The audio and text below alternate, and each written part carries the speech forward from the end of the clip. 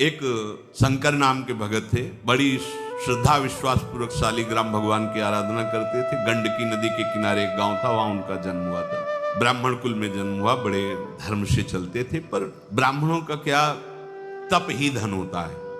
राधे राधे दोस्तों, तो वीडियो को देखते हुए पसंद आ रहे हैं तो वीडियो को लाइक करिए एंड चैनल को सब्सक्राइब करिए। एंड इसी तरह की कथाएं की वीडियो मेरे यूट्यूब चैनल पर हैं, तो आप वहां पर जाके इन वीडियो को जरूर देखिएगा। तो मिलते हैं किसी नए वीडियो में, तब तक के लिए राधे राधे। एक जमींदार ठाकुर थे, वो उनको रोज सीधा देते और अपने मंदिर की सेवा में भी उनको, और एक पाठशाला खुलवाई थी संस्कृत की, तो कुछ अर्थ भी देते थे और गुरु की तरह उनको मानते थे। शंकर भगत को, वो बड़े धनी थे। उनको एक दिन मकान बनवाने के लिए जमीन खोद रहे थे, तो सोने का कलश मिला। जमींदार जो धर्मात्मा पुरुष धर्म करते रहते हैं, तो ये सब ऐश्वर्य धन उनके पास जाने लगता है, क्योंकि उससे जगत मंगल होता है। तो उन्होंने पंडित जी से पूछा, ये स्वर्ण मिला हुआ है, उस समय करोड़ों की लागत का। तो उन्होंने कहा कि आप भगवान सूर्य का मंदिर बनवाएं, कुछ हिस्से से अपने परिवार की और उन्नति के लिए रख लीजिए, पर उसका 1/3 हिस्सा मंदिर में लगवाए। बात कुछ दिनों बाद जो जमींदार थे वो पधार गए, तो उनका जो बड़ा लड़का था वो बहुत ही दुष्ट स्वभाव का था। केवल उनके भय से वो चुपचाप रहता था, वो दुष्टता उस समय भी करता था। अब तो पिता गए, तो उसे पता था स्वर्ण राशि का भी कि मंदिर बनाने के लिए ऐसा ऐसा, तो उसने पूरी नकली दस्तावेज तैयार किए, उसमें अपने पिता के दस्तखत कर दिए और उसमें लिख दिया कि मैं अपने बड़े बेटे को पूरे स्वर्ण का अधिकार देता हूं, वो जो चाहे सो कर सकता है, और दस्तखत अपने पिता के। जब बंटवारे का समय आया तो भाइयों ने बात रखी कि पिता ने कहा था उस स्वर्ण राशि को सूर्य मंदिर बनवाना है, और इसके साक्षी हैं शंकर भगत। नहीं, अंतिम समय एकांत में पिता ने केवल मेरा ही अधिकार रखा, आप कागज देख लीजिए, और ऐसे दस्तखत संभाल के किए थे कि बिल्कुल वैसे ही पिता के जैसे। गांव के लोगों के सामने पंडित जी को बुलाया। पंडित जी ने कहा, नहीं, हमसे तो उन्होंने यही कहा था कि सूर्य मंदिर बनेगा, ऐसा ऐसा, दिखाओ कागज। कागज देखा, वो कहा, ये दस्तखत भगत के नहीं, सेठ के नहीं, क्योंकि हम बहुत नजदीक रहे, उनको देखा है, उनके दस्तखत ऐसे नहीं। तो बड़े लड़के ने कहा कि हाँ, तुम ही तो एक ज्ञानी हो, ये कैसे तुम झूठ कह सकते हो। वो उठ कर चले। लड़के ने बड़े विचार किया कि अच्छे अच्छे घूस में फिसल जाते हैं, इसको कुछ घूस देंगे और अपने अनुकूल करें। उसके घर गए, प्रणाम किया। पंडित जी ने सोचा, इस दुष्ट का स्वभाव कैसे बदल रहा है, और बहुत मीठी मीठी, अगर दुष्ट मीठी मीठी बातें भी करे और झुके तो ऐसे समझो जैसे सांप झुक रहा है। अगर सांप हटकर पीछे झुक रहा है तो वो वार करेगा, सिंह झुक रहा है तो छलांग लगाएगा, ऐसे ही दुष्ट झुक रहा है तो तुम्हारे नाश के लिए झुक रहा है, वो प्रणाम नमस्कार में हुआ। पंडित जी, इतने दिन हो गए हमारे पिता की भी पंडिताई करते हुए, पूजा करते हुए, मिला क्या? एक सीधा जो हमारे घर से जाता है उसी से भोजन तुम्हारा होता है, माला माल हो जाओगे। आधा आधा, आधा सोना आपका, आधा हमारा। असलियत यही कि हमने जालसाजी की है, दस्तखत हमने किए, अब मान जाओ। उनका धूर्त कहेगा, तू हमारे को धन से लुभाए मान? हमारे तो ठाकुर जी परम धन है, जीवन उनके लिए है। भले तेरे घर से सीधा ना आवे तो मांग के खा लेंगे, लेकिन धर्म विरुद्ध आचरण थोड़ी करेंगे।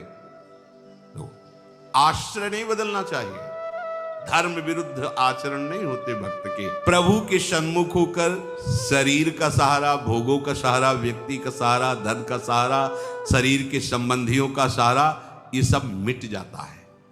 असली शरणागति जब उदय होगी, तुम्हें मिटाने के लिए प्रयास नहीं करना, स्वयं अरुचि हो जाएगी। अब आप में शरणागति का प्रभाव जागृत हो रहा है। क्या? निश्चिंतता। जब भक्त अपनी मान्यताओं को, अपनी मानी हुई समस्त संपत्ति को, वृत्तियों को प्रभु के हवाले कर दिया, समर्पित कर दिया, लोक परलोक की कोई चिंता उसके हृदय में नहीं रह जाती। मेरा जीवन निर्वाह कैसे होगा, मैं कहाँ रहूंगा, बीमार होऊंगा तो मेरी सेवा कौन करेगा, मेरी दशा क्या होगी, मेरी गति क्या होगी, ये चिंता शरणागत में बिल्कुल नहीं रहती। प्रभु के शरण होने पर शरणागत भक्त में ये एक बात आ जाती है कि अगर प्रभु के पसंद में मैं ना आता तो प्रभु ये मुझे मार्ग ही नहीं देते। जब मार्ग दे दिया शरणागति का मतलब वो मुझे अपनाना चाहते हैं।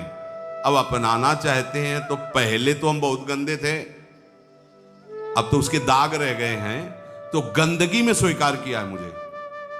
उस समय कोई महात्मा थोड़ी था जिस समय शरणागत उन्होंने लिया है, ध्यान देने की बात है। उस समय तो बहुत ही गंदा विचार संसार ही था। जब उस जगह से मुझे चयन किया है तो अब तो उनके मार्ग में चलने से काफी धुलाई सफाई हो ही गई, थोड़े थोड़े दाग रह गए। ये भी वो उनके पास ऐसे है, कपड़े में दाग लग जाए ना तो साबुन से नहीं छूटता, वो कुछ एक और आता है आला निराला कर देता है। भगवान कृपा का आला डाल करके उसको ऐसे चमका देते हैं कि कोई दागे नहीं रह जाता। फिर जगत बंदनी सतरति सस्तरति सा लोकाम तारयति, ये उनके पास है, ये और किसी के पास नहीं।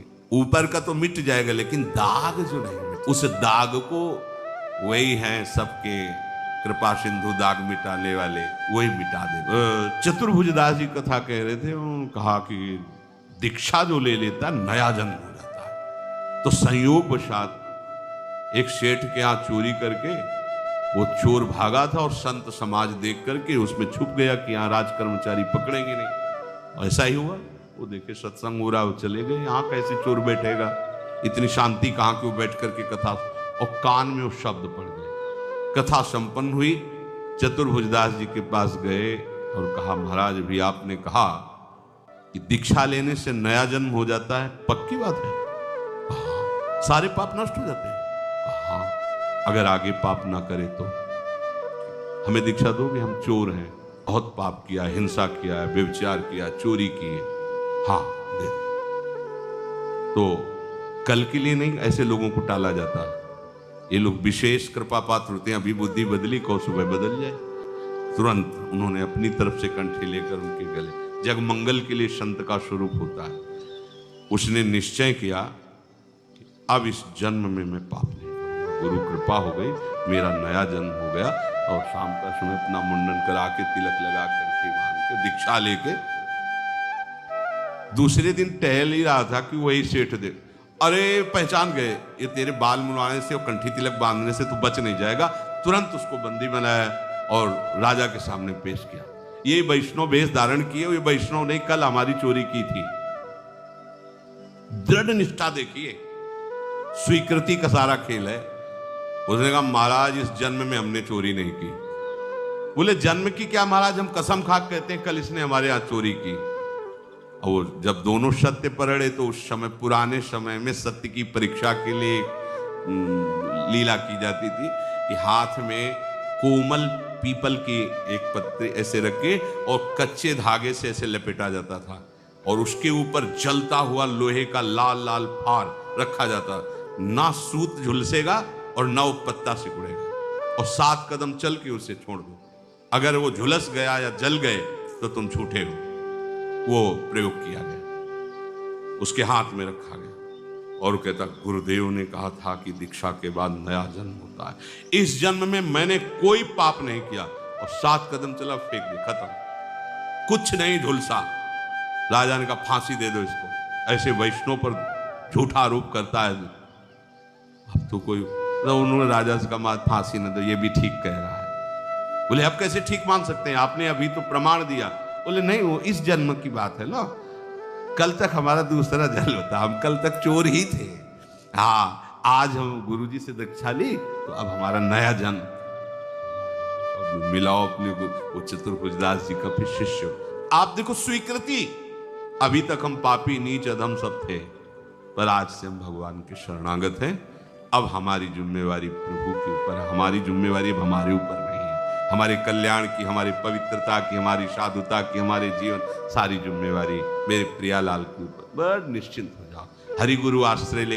पर ये तभी होगे जब ऐसी स्वीकृति होगी कि नहीं, गुरु ने कहा है कि नया जन्म होता है, तो इस जन्म में हमने वो डर जाता अगर निष्ठा ना बनाया था कि मतलब कल तो चोरी की थी, पता नहीं गुरु जी के वाक्यों में दम है कि नहीं, जल जाता, पक्का जल, उसे पक्का विश्वास था कि नहीं। ये परमार्थ विश्वास है।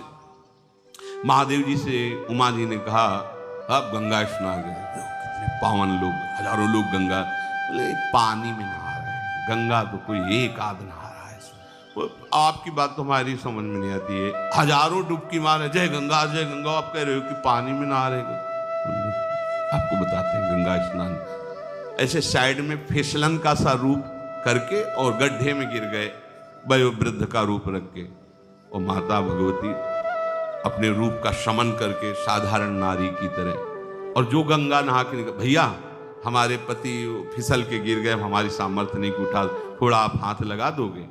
तो कोई कोई तो क्या बुढ़ा, चले गए। कोई कोई लोटा जहां रखता तो बोले सुनो भैया, हमारे पति निष्पाप हैं, अगर तुम पापी हुई और छुआ तो भस्म हो जाओगे। बोले ओम करते हाथ जरे, कौन इस चक्कर में पड़े, चल दिए। प्रायः कोई एक भगवत स्मरण करते हुए आ रहे थे तो उठाने के लिए उनका, भैया सुनो हमारे पति निष्पाप हैं, यदि कोई भी पाप आपके अंदर है आप छुए तो भस्म हो जाएंगे। तो उनका, माता जी अभी संशय क्या, गंगा नहा के आ रहा हूं। गंगा स्नान से जीव तत्काल निष्पाप हो जाता है, तो अभी संशय है क्या। और उठाया महादेव जी को बाहर, और उनको भगवान ने फिर दर्शन दिया। गंगा किसने स्नान किया, हजारों में एक ने, नहीं सब पानी में डुबकी लगे। ये गंगा स्नान क्या हुआ, विश्वास, मैं गंगा स्नान करके आ, अरे मैंने गुरु दीक्षा ले ली है, अब हमारा जीवन कोई साधारण थोड़ी है, हम तो प्रभु के दास हैं, हम तो प्रियालाल के। ये ठसक, बोले अब कैसे हम प्रियालाल के हो सकते हैं, हमारा तो मन नहीं लगता, हमारे तो ये, हमारे तो वो। तो जब तुम्हें घसीटा गया था प्रियालाल ने, जब आपको चयन किया, वृंदावन बुलाया, तब आप बहुत अच्छे महात्मा थे क्या। अब वो सोचो, हम लोग कीचड़ में ही सने हुए थे, तब उन्होंने कृपा की। अब तो कई बार स्नान करवा के थोड़ा तो निखार आ ही रहा है, तो अब काहे को चिंता करते हुए अपनी, जब इतना धो दिया है तो फिर और वो आला वाला डाल के धो देंगे, बिल्कुल साफ कर देंगे। आप निश्चिंत रहिए, शरणागत। उनका हमारे प्रभु सर्व समर्थ है, मैं उनका शरण भाव स्वीकार किए हूं, मुझे किसी धनादि की अधर्म पूर्वक जरूरत नहीं। तो उनका हमारे पास और भी हथकंडे हैं, वो आपको मनाने के लिए, वो ना अपनाना पड़े तो बोले तुम हमें धमकी देते हो। अरे जिनसे काल डरता है उन हम भगवान की शरण में जा, तुझे जो कुछ करना है कर जा। चला गया। और उनका समय था कि मध्याह्न के बाद जाते, सरोवर में स्नान करते, मंदिर में पूजा में जाते, और अंधेरा होने पर वापस होते। शंकर भगत वापस आ रहे थे अंधेरे में, और एक करौली चाकू खोस करके गया और कहा, अब मान लो मेरी बात, अंधेरा है कोई है नहीं, मेरी बात मान लो, अब भी कह रहा हूं, आधा स्वर्ण तुम्हें दे देंगे, बात मेरी मान लो, नहीं तो तुम्हें जान से हाथ धोना पड़ेगा। बोले हमने तो पहले ही हाथ धो रखे हैं जान से, हमने अपनी जान तो प्रभु को समर्पित कर दी, तुझे जो भावे कर, अधर्म में कदम नहीं रख। उसने चाकू ली, छाती पे पेट पे वार किया चाकू से, वो बस भगवान का स्मरण करते ही गिर पड़े, वो तो भगा। जे ही गिरे जैसे कोई दिव्य देश में आ गए हो, देखा सामने सुंदर अद्भुत अद्भुत लताएं हैं, एक कनक भवन है, उसकी भावना शालिग्राम की भगवान राम के प्रति, देखा कि सिया जो विराजमान है, राम जो विराजमान, हनुमान जी महाराज उनके चरण पकड़े हैं, लक्ष्मण भरत शत्रुघ्न ये सब आसपास, राज दरबार लगा हुआ है। भगवान ने कहा आओ आओ, हनुमान जी ने गले लगाकर उनको परमानंद की अनुभूति हो रही, भगवान दुलार कर रहे हैं। अच्छा तुम्हारे लग गया, और ऐसे भगवान जी किए, वो सब घाव खत्म हुआ, एकदम आनंद। अभी तुम जाओ, अभी तुम जाओ, तुम्हारे द्वारा भक्ति का विस्तार होगा, धर्म की स्थापना होगी, और ये मेरा ही कार्य है। जब ऐसा कहकर भगवान ने दुलार करके आंख खोली उनको, जैसे सो के जगह हो, ऐसा लगा मानो स्वप्न में वो घटना हुई थी। ऐसे देखा कोई घाव नहीं, कोई कष्ट नहीं, चल पड़े। और आगे जब गए तो खून की उल्टी करते हुए वो पड़ा था जिसने चाकू मारी थी। आगे गए, कहा भैया तुम्हें कैसे कष्ट हो, तुरंत गोद में उठाया और भगवान से कहा प्रभु यदि थोड़ी भी भक्ति हमारे हृदय में, इसको पीड़ा नहीं होनी चाहिए। फिर उसको चेतना आई, उसका खून उगलना बंद। वे भैया क्या हो गया, तो बोले क्षमा करो। जे ही आपको मार के हटा तो पता नहीं कौन था, हमें परिचय नहीं, पर वो इतना बलवान था कि उसके एक थप्पड़ पर हम उस समय से खून ही डाल रहे हैं और हमें होश ही नहीं। अगर आप हमें गोद में न बैठालते, दुलार न करते तो मुझे होश ही नहीं होता। कभी गलती नहीं करेंगे, कभी बेईमानी नहीं करेंगे, हम सब सभा के बीच में कह देते ऐसा ऐसा। और आज से जीवन भर आपकी हम सेविका है। हम जान गए कि भगवान की भक्ति में कितनी कर तुम अकर तुम अन्यथा कर तुम, तेरे भाव ठीक नहीं है, तेरी वृत्तियां ठीक नहीं है। अरे जो स्वीकार करे वो कह रहे भैया तुम्हें दुनिया से क्या मतलब है, समझो हमें इनकी शरण में होना है ना, हमें दुनिया से मतलब नहीं। दुनिया हमको काना कहे, कुरूप कहे, लेकिन मालिक मुझे पसंद करते तो दुनिया से हमें क्या मतलब है। मैं किसी योग्य नहीं हूं, लेकिन मेरे मालिक मुझे पसंद करते हैं, तो हमें दूसरों को पसंद करवाना है क्या? इसी को दंभ कहते हैं। मालिक की पसंदीदा बात पर तुम्हारे को ध्यान नहीं है, दूसरों को प्रसन्न करना चाहते हो, तो ये सब नगर नारी के स्वांग है। स्वांग सब नगर नारी के, विषयीन हाथ बिकाए ने रिझवन बतार के। अपने प्रीतम को प्रसन्न करना है क्या? तू मेरा शरणागत है, तेरा भाव ठीक नहीं, तेरी वृत्ति ठीक नहीं, तेरे आचरण शुद्ध नहीं, तो भी तुझे चिंता नहीं करनी, क्योंकि तू मेरा है, मैं चिंता करूंगा। बोलो क्या परेशान? योगक्षेमम वहां में हम, तू मेरा चिंतन करना। इतनी खुली बात, ये मतलब केवल भगवदाश्रित होने की बात है, केवल। राधे राधे दोस्तों। तो अगर वीडियो आप लोगों को पसंद आए तो वीडियो को लाइक करिए, चैनल को सब्सक्राइब करिए। तो मिलते हैं किसी नए वीडियो में, तब तक के लिए राधे राधे।